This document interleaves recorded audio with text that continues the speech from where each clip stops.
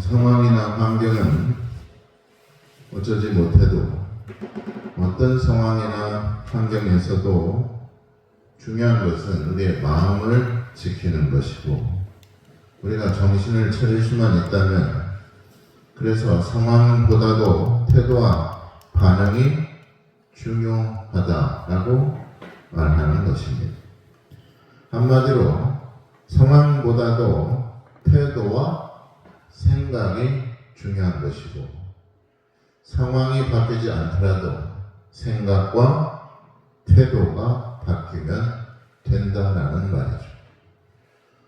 그래서 보통 속도가 방향보다 중요하면 안 된다. 속도보다 방향을 생각하는 것이 중요하다. 또 환경이 나쁘다고 불평하거나 조건이 좋지 않다고 불만을 갖기보다는 자신의 마음의 방향을 바꾸고 내 삶의 태도를 바꾸는 것이 훨씬 더 지혜로운 선택이라고 말들을 합니다. 무엇이 우리를 실망하게 만들고 또 절망스럽게 만들까요? 그건 바로 태도입니다. 태도, attention. 다 같이 태도가 성공이다. 성공하는 사람들의 가장 큰 특징 중에 하나는 바로 그러면 뭘까요? 태도라는 것입니다. 태도. 내가 바뀌지 않으면 인생은 절대로 달라지지 않는다. 그러니 일단 시작하라. 잘하는 방법은 그 다음에 고민해도 충분하다. 앤드류 맥코널이란 작가가 한 말이죠. 그는 2300년 넘게 전에 내려온 스토아 철학자들에게서 발견한 그 삶의 지혜의 13가지의 잘 되는 사람들의 태도에 대해서 그는 책을 냈습니다. 결국 잘 되는 사람들은 남다른 재능을 타고났거나 또 유복한 환경에서 태어난 사람이 아니라 그저 문제를 대하는 태도가 다른 사람이었다는 것을 발견하게 됩니다. 하버드 대학교를 졸업하고 멜리 린치와 맥킨지 등 유수의 기업에서 변호사부터 컨설턴트까지 다양한 직무를 경험한 뒤에 2년 연속 500대 기업에 선정한 회사 렌티드를 설립한 기업자이자 베스트셀러 작가인 앤드류 맥코널이라는 사람이 이 책을 쓴 작가입니다. 사실 그는 겉보기와 다르게 수많은 위기와 갈등을 겪었다고 하죠. 고액 연봉을 포기하고 창업한 회사가 도산위기에 처할 때도 있었고, 자질구레한 업무를 끌어안고 끙끙대느라 가족과 함께할 귀중한 시간을 놓치고 또 번아웃에 빠질 때도 있었습니다. 문제의 원인을 회사와 동료의 탓으로 떠넘기느라 변화의 적기를 놓칠 때도 있었다고 합니다. 하지만 어느 순간 그는 비슷한 어려움에 처해도 크게 좌절하지 않고 묵묵히 자기 일에 집중하는 사람들이 있다는 것을 발견했으며, 그들이야말로 결국 비즈니스를 성공적으로 이끌고 후회 없는 인생을 만들어 간다는 사실을 그는 깨닫게 됩니다. 직장인, CEO, 또 아이들의 아버지, 남편 등 다양한 역할을 거치는 동안 맞닥뜨린 각종 위기 상황과 그것을 돌파한 과정을 개인적인 경험뿐만 아니라 그가 지금껏 만나온 22명의 기업가, 학자, 운동선수, 탐험가 등 자기 분야에서 최고를 이룬 사람들의 특징, 결국 잘되는 사람들의 특징은 가진 게 많다거나 또는 운이 좋다거나 또는 자기 말이 옳다고 크게 떠들어대는 사람이 아니라는 것이죠. 그들은 어떤 상황에서도 조용히 자신이 할 수 있는 일에 몰두해서 거대한 변화를 이끌어내는 사람들이었다는 것을 그는 발견하게 됩니다. 스토아 철학은 세상에서 통제할 수 있는 것과 통제할 수 없는 것이 있으면 이것을 구분해서 오로지 통제할 수 있는 것에 집중할 때 자신이 원하는 인생을 살아갈 수 있다라고 강조하고 있습니다. 그리고 통제할 수 있는 것은 오직 환경도 아니고 배경도 아니고 자기 자신뿐이라는 것을 우리에게 말해주고 있죠. 그러니 이제 상황을 탓하거나 타인을 원망하거나 또 과거를 후회하거나 미래를 두려워하는 쳇바퀴에서 내려와야 된다라고 말하고 있습니다. 한마디로 나를 바꾸지 않으면 인생은 절대로 달라지지 않는다라고 얘기를 하죠. 정말 지혜로운 사람들은 세상을 탓하거나 또 상황을 무시하거나 하는 것이 아니라 자기가 할 수 있는 일에 소임을 다하며 마음을 지키며 끝까지 최선을 다하는 사람들이라는 말씀이죠. 여기서 우리는 무엇보다 더 중요한 것은 때를 잘 알아야 된다는 것입니다. 왜냐하면 때를 알지 못하면 또 타이밍이 적절치 않다면 일을 망칠 수밖에 없기 때문에 그렇습니다. 그래서 보통 그런 말을 하죠. 연애는 타이밍이다. 나를 사랑하는지 모르고 또 내가 사랑해야 할 때인지 아닐 때인지를 분간을 못한다면 결국 그 사람은 사랑을 이룰 수가 없기 때문에 그렇습니다. 사랑하지도 않는데 집착하고 가스라이팅 한다면 그건 스토커가 되는 것이고 범죄자가 되는 것입니다.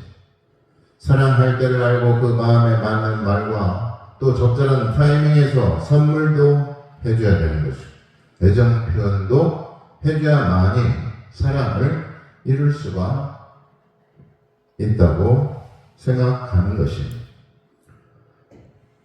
어떻습니까? 이양지 집사님. 그래서 결혼했죠? 그렇다. 네. 사랑할 때를 알고 미워할 때를 알아요. 우리 박현 집사님 너무 오래됐나? 연애 때. 그렇죠? 사랑할 때가 가장 좋은 때입니다. 지혜왕 솔로몬은 우리 다 같이 한번 찾아볼까요? 전도서 3장에서 이렇게 말을 하고 있어요. 전도서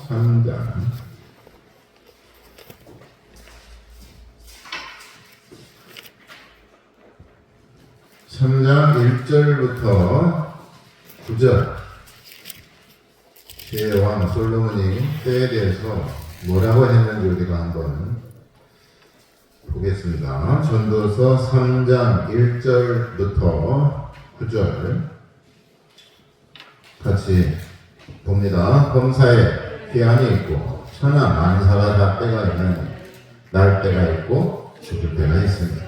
심을 때가 있고 심은 것을 뽑을 때가 있습니다. 죽일 때가 있고 치료할 때가 있습니다. 클 때가 있고 세울 때가 있습니다. 울 때가 있고 웃을 때가 있으며 슬퍼할 때가 있고 춤출 때가 있습니다. 돌을 던져 버릴 때가 있고 돌을 거둘 때가 있습니다. 안을 때가 있고 안하는 때를 멀게 할 때가 있습니다. 찾을 때가 있고 잃을 때가 있으며 지킬 때가 있고 버릴 때가 있습니다. 쫓을 때가 있고 꿰맬 때가 있으며 잠잘 때가 있고 말할 때가 있으며 사랑할 때가 있고 미워할 때가 있으며 전쟁할 때가 있고 평화할 때가 있느니 일하는 자가 그의 수고로 말미암아 무슨 이익이 있으며 때를 잘 아는 사람이 지혜로운 것이다. 그래서 우리가 때를 잘 알기 위해서는 과연 무엇을 해야 될까? 모든 일에는 다 때가 있습니다. 갈 때가 있으면 올 때도 있는 것이. 버스 떠난 후에 아무리 손을 흔들어 보고 난리를 쳐봐야 아무 소용이 없다는 것을 우리는 잘 알고 있습니다. 그런데도 가끔 우리가 실수를 하거나 망각하는 것이 바로 이러한 때를 놓치고 아쉬워하고 후회한다거나 또 그 때를 몰라서 당황하거나 허둥대는 일들이 우리가 많이 겪는다는 것입니다. 그 때를 우리가 알아야 될 텐데 어떻게 하면 알 수가 있을까? 때를 알려면 어느 때가 가장 좋은 때고 어느 때가 최적의 상황인지를 우리가 알아야 된다는 얘기입니다. 오늘 갈라디아서 말씀에 보면 때가 참여라는 말에 보면 영어로 the fullness of the time이라고 말하고 있습니다. 시간의 충만함, 적절한 때를 말하는 것이죠. 가장 적합한 때, 가장 최적의 시간, 그 때가 이르렀을 때 하나님께서 아들을 보내셨다. 이게 무슨 말일까요? 한마디로 이 때가 아니면 안 되는 시간을 말합니다. 다시 말해서 이 순간을 영원한 것으로 만들 수 있는 시간, 그거는 영원하신 하나님만이 가능한 일이죠. 즉 시간의 주인인 하나님만이, 역사의 주인이신 하나님만이 알고 있는 때라는 얘기입니다.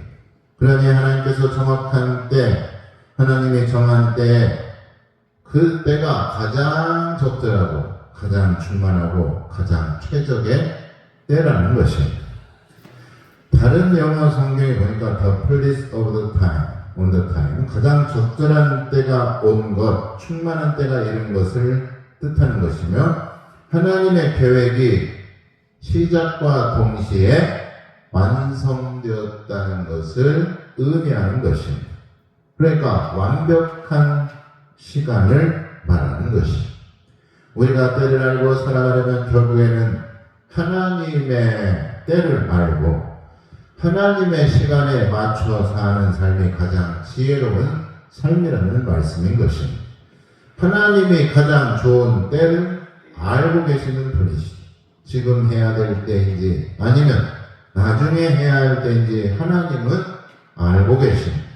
하나님의 때에 합당하게 살기 위해서 우리는 첫 번째로 내 상황이나 내 형편이나 세상에 맞추지 말고 하나님의 상황과 하나님의 뜻에 맞추면서 살아가야 된다는 것입니다.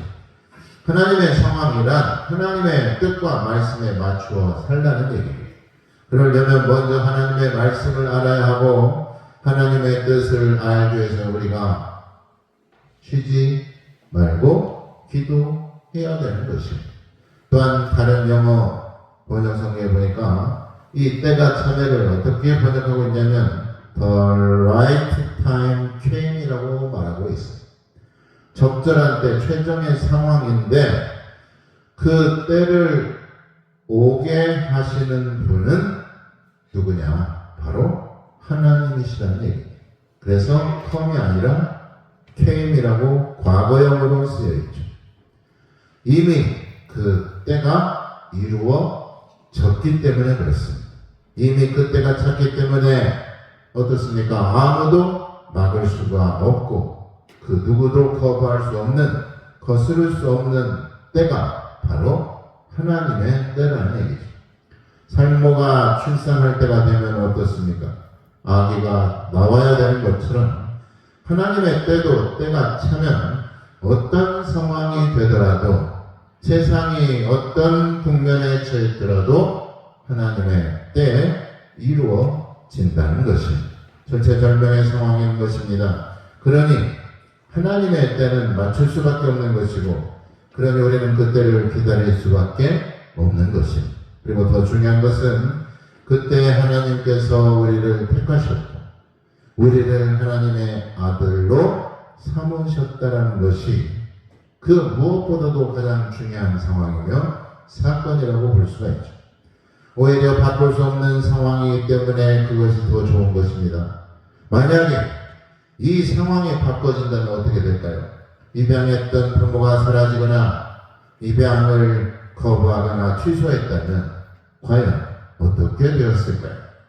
버림받게 되고 하늘 아래 홀로 천하 고하가 되는 것입니다. 그래서 하나님께서는 우리를 버리시지 않는다라고 말씀하고 있죠.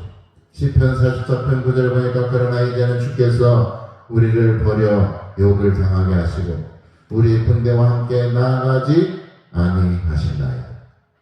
우리를 버려 욕을 당하지 않게 하신다. 다윗은 알고 있었습니다.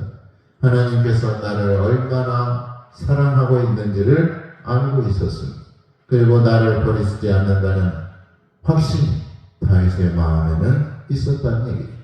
그리고 그 사랑이 얼마나 위대하고 소중한지를 다윗은 분명히 알고 있었던 것이죠. 요한사도 역시 요한복음에서 이렇게 우리에게 말씀하고 있죠. 요한복음 13장 1절에 예수께서 자기가 세상을 떠나 아버지께로 돌아가실 때가 이른 줄 아시고 세상에 있는 자가 자기 사람들을 사랑하시되 끝까지 사랑하시네. 요한복음 14장 18절에 내가 너희를 거와 같이 버려두지 아니하고 너에게로 오리라. 우리를 고아처럼 내버려 두시지 않고 다시 우리에게로 오신다라고 분명히 말씀하고 있죠. 얼마나 위로가 되는 말씀입니까? 얼마나 우리에게 힘이 되는 말씀이냐는 것이죠. 두 번째로 우리가 때를 정하는 것이라 아니라 하나님께서 때를 정하신다는 것을 우리가 깨달아야 됩니다. 하나님께서 정하신 때에 맞게 우리는 살아가야만이 지혜로운 삶을 살아갈 수가 있습니다. 상황이 복잡하고 난항을 겪고 있을 때 우리가 할 수 있는 일은 뭘까요? 마음을 가다듬는 것이, 마음을 잡는 것이죠. 그리고 생각을 고쳐 먹는 것입니다. 상황을 바꾸려고 하는 것이 아니라 마음을 바꾸는 것입니다. 그래서 이런 말이 있죠. 해결책이 없다고 느껴질 때일지라도 내가 통제할 수 있는 부분과 통제할 수 없는 부분을 구분해서 에너지에 효율적으로 쓰는 것이 우리에게 도움이 되는 것입니다. 내가 통제할 수 없는 것은 상황이죠. 내가 통제할 수 있는 것은 마음과 생각입니다. 그러니까 마음과 생각을 바꾸면 된다는 것이죠. 가령 예를 들어 이미 시간이 늦어서 열차를 놓쳤다면 그 일을 속상해하고 연연해하고 괴로워할 것이 아니라 어떻게 해야 됩니까? 빨리 다음 열차를 알아보든지 아니면 빨리 다른 교통수단을 알아보든지 해야 되는 것이죠. 방법을 찾아야지 고민한다고 거기 앉아서 걱정한다고 될 일이 아니라는 얘기예요. 문제는 태도와 관점의 문제라는 것이 환경의 문제가 아니라 내 태도와 관점이 문제인 것이 결국 우리가 지혜롭게 살아가기 위해서는 하나님께 집중해야 됩니다. 요즘 말로 메타인지라는 말이 있어요. 메타인지. 그게 무슨 말이냐면 차원 높은 시각과 차원 높은 관점을 말하는 것. 우리 신앙인에게 있어서 차원 높은 관점이 과연 무엇일까? 나에다 맞추는 것이 아니라 내 상황이나 내 환경이나 내 기분이나 내 여건에 맞추는 것이 아니라 하나님께 맞추는 것입니다. 하나님께 집중하는 것입니다. 그때가 가장 최상의 결과를 가져올 수 있는 방법이라는 얘기입니다. 말씀에 집중하는 것입니다. 기도에 우리가 집중하는 것입니다. 하나님께 예배드리는 것에 집중할 때 하나님의 지혜가 우리에게 임하게 되는 줄 믿으시기 바랍니다. 그럴 때 차원 높은 지혜를 얻게 되는 것입니다. 어떻게 반응해야 하는지 또 어떻게 바라봐야 되는지 그것이 문제인 것입니다. 관점의 문제. 한여름 더위를 우리가 바꿀 수는 없습니다. 그러나 아무리 상황이 그렇더라도 더위를 삼킬 수 있는 시원한 냉수 한 사발이 있다면 또 계곡에서 물놀이를 할 수 있다면 더위가 짜증내는 것이 먼저가 아니라 해결책과 방법을 찾아야 된다는 것이죠. 더위를 피해 나무 그늘에 쉴 수 있는 방법을 찾아내야 되는 것입니다. 그게 무엇일까요? 여름철에 냉수와 같은 또 더위에 나무 그늘과 같은 것이 과연 무엇일까? 영적으로는 그것을 무엇이라고 말하는 것입니다. 바로 위로와 평안을 얻는 것입니다. 위로와 평안은 언제, 어느 때, 누구에게로부터 옵니까? 만사가 불평일 때, 불만이 많을 때, 승승장구할 때, 그럴 때가 아니라 고난의 벽에 부딪히고 어려움에 방황하고 낙심하고 낙담할 때, 그때 가장 필요한 것이 뭡니까? 바로 위로와 평안이라는 것입니다.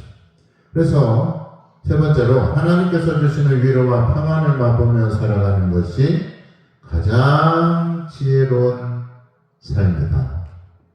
가장 지혜로운 때를 아는 삶이다. 그러기 위해서는 우리가 뭘 해야 될까요? 성령 충만해야 됩니다.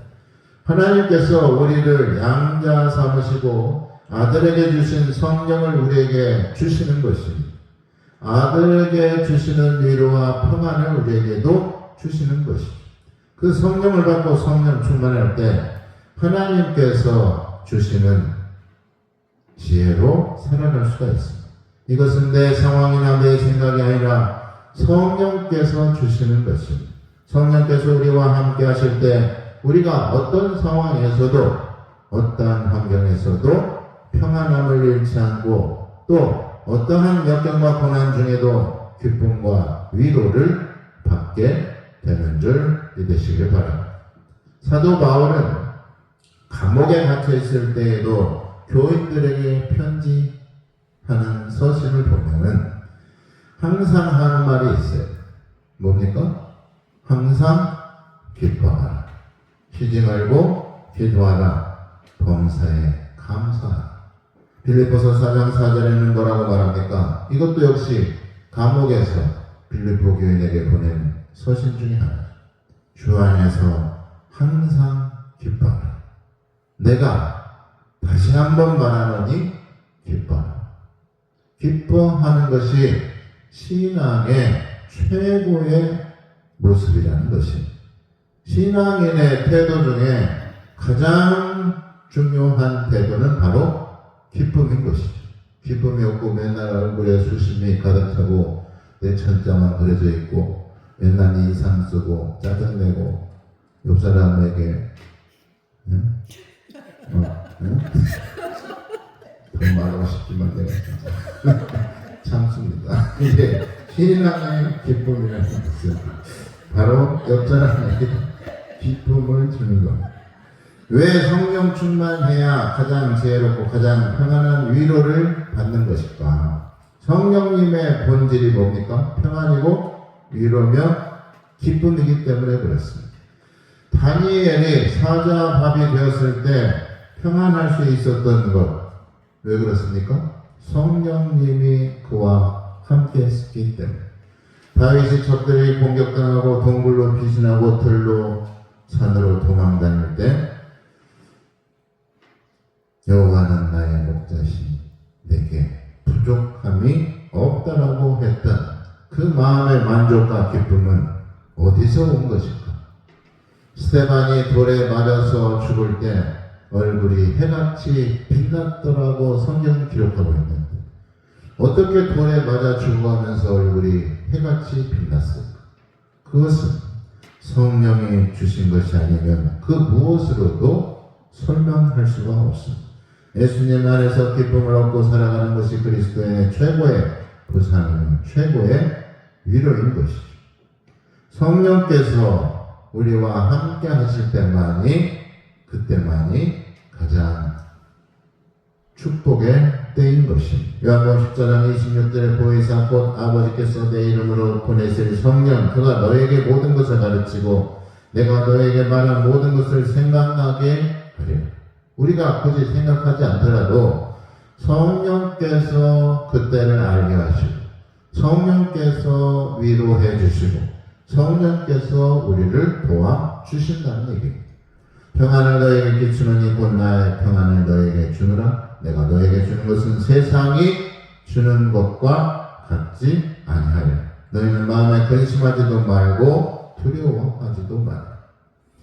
예수님을 믿는 사람들은 걱정이나 근심보다는 하나님께 위로와 평안으로 기쁨으로 살아가야 되는 것이죠. 우리가 무엇을 생각하든 어떤 상황에 처했든지 우리에게는 성령이 계시는 것이고 우리에게 초소를 예배하신 예수님이 계신다는 것이고 그 아들을 보내신 하나님이 계시기 때문에 우리는 걱정과 염려할 필요가 없는 줄 믿으시기 바랍니다. 오히려 우리는 더 마음을 가다듬고 하나님의 말씀에 집중하고 성령 충만하기 위해서 하나님을 찾고 또 성령과 함께하는 삶을 살아갈 때 가장 지혜로운 때 가장 충만한 삶을 살아가게 되는 줄 믿으시기를 예수님의 이름으로 축원합니다. 기도하겠습니다.